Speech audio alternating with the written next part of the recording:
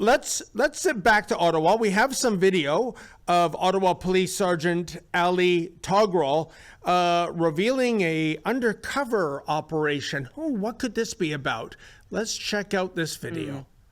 Will officers determine whether the symbol is sufficiently connected to hatred versus political expression, especially in complex geopolitical contexts?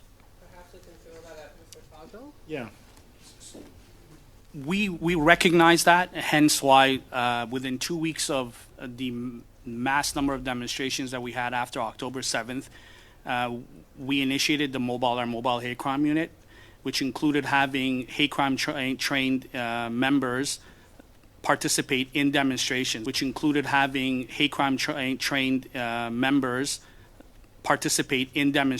because again, it's unfair to put everything on our frontline officers.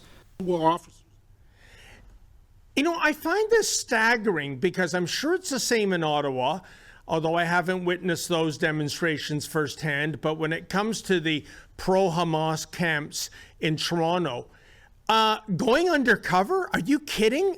Just look at them from across the street.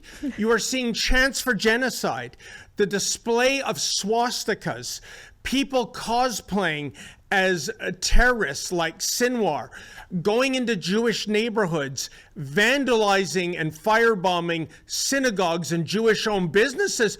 What's the undercover sting? It's right there. They're not even hiding it. Do you get this? That's an excellent point. I mean, they wouldn't know the crime if it slapped them in the face, like you said, because they're literally right there.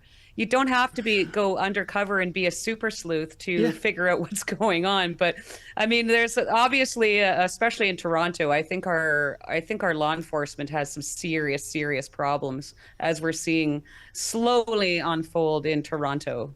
How that police chief still has a job is really beyond me. Oh, if anyone can, you know what? I'll tell you what I think, Tamara, because that is the biggest question of all. It's almost barely a week goes by without a scandal happening on Chief Damq's watch.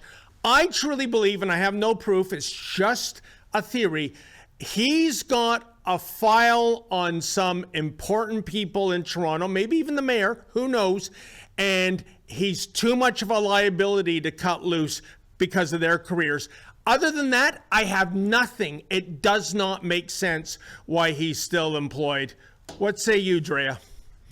Well, I mean, there's a lot of, officials and bureaucrats that still have their jobs, and it doesn't make sense. Perhaps they all know too much. I don't know. I'll get my tinfoil hat over here. But they're in too deep, and they're going along with the narrative often.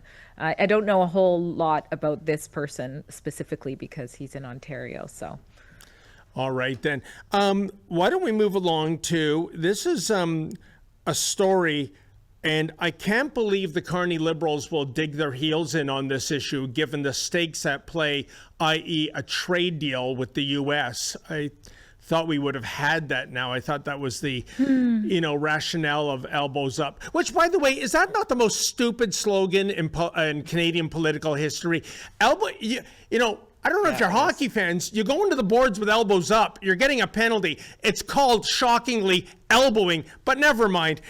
And what I get at is the CRTC raising the Canadian content funding requirement for streamers in a move that could deepen the U.S. rift, which already stinks right now. We're supposedly having negotiations in July about the trade agreement. I think, and we know Trump hates this, if this isn't off the table, there's no way in hell Canada is getting a trade deal with the U.S. Why would the Carney Liberals not bend the knee on the, take one for the team, so to speak, on this streaming requirement? Because the Trump administration are not fans. What say you?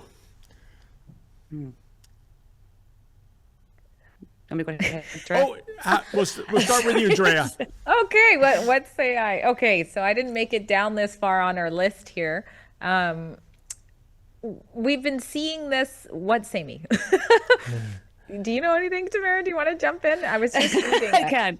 Okay. Yeah, no, that's totally fine. I literally, I think two things. Number one, I think Mark Carney is literally deliberately trying to provoke the United States, be based on his actions. He blew into Canada, said he was the Trump whisperer. He was going to solve all of our problems and get us a good trade deal. And every single thing that he's done has been exactly the opposite and led to the opposite.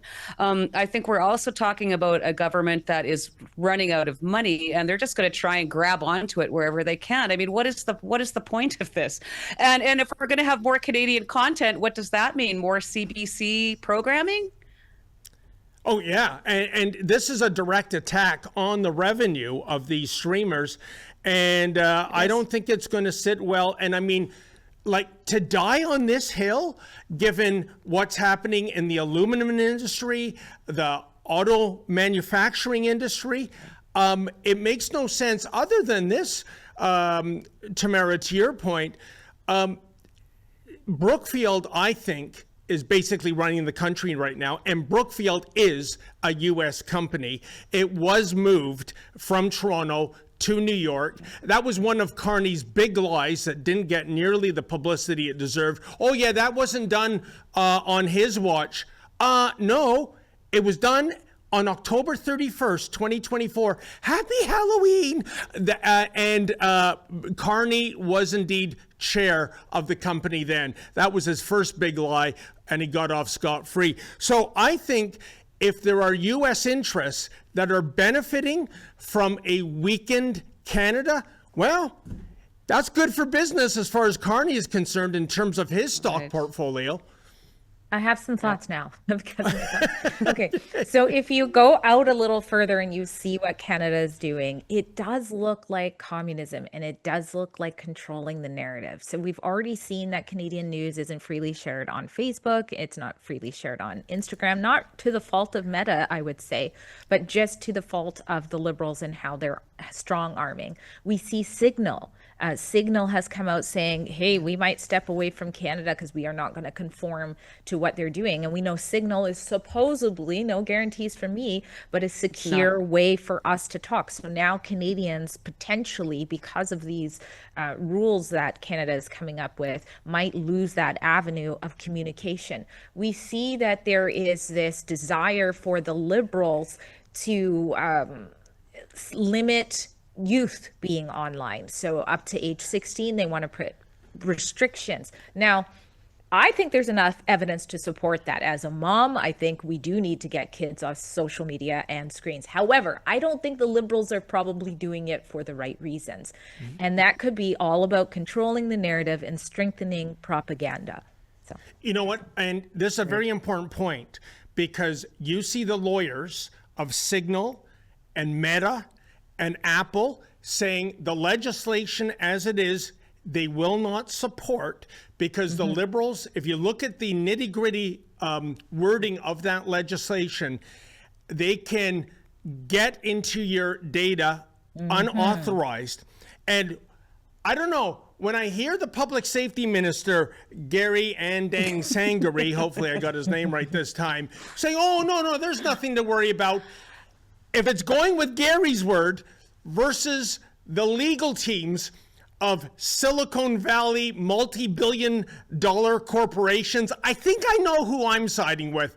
So, again, another stupid thing to die on, and it's all about surveillance. I mean, the government has to learn they work for us, we don't work for them, right? So, did I say that right, or did I screw that up? Anyways, I get so emotional about what's going on right now with these. Well, we have another case. We have another case of the Canadian government saying, hey, we would just like to have access to the back door of everyone's devices, all of their devices, but we pinky promise swear we'll never abuse it. Yeah. Now, I mean, where have we seen that before? Number one. Number two, I'm going to tell you, they're doing it anyways. They are literally doing this stuff anyways. And I know for a fact that my phone, that I am still surveilled. I don't know if you remember, but during the Freedom Convoy, there was a spy plane that flew over Ottawa, scraping the data off of all those phones, and they still have all that data. We don't know where it is. We don't know who it's been shared with. And as far as we know, they're still using it to track a lot of us. And this is coming from my friends in the military. So they're going to abuse it. They're already abusing it. The reason I think they're trying to push through all of these censorship bills and online harms acts is because they don't want to get in trouble. I mean, which is ridiculous because they're not being held accountable for it anyways, but they're just trying to make it legal so that they're not going to get in trouble. Well, you know what? And that's not conjecture. We did an interview with an ex-Ottawa police service officer whose phone and computer were spied on during the convoy. It was absolutely outrageous.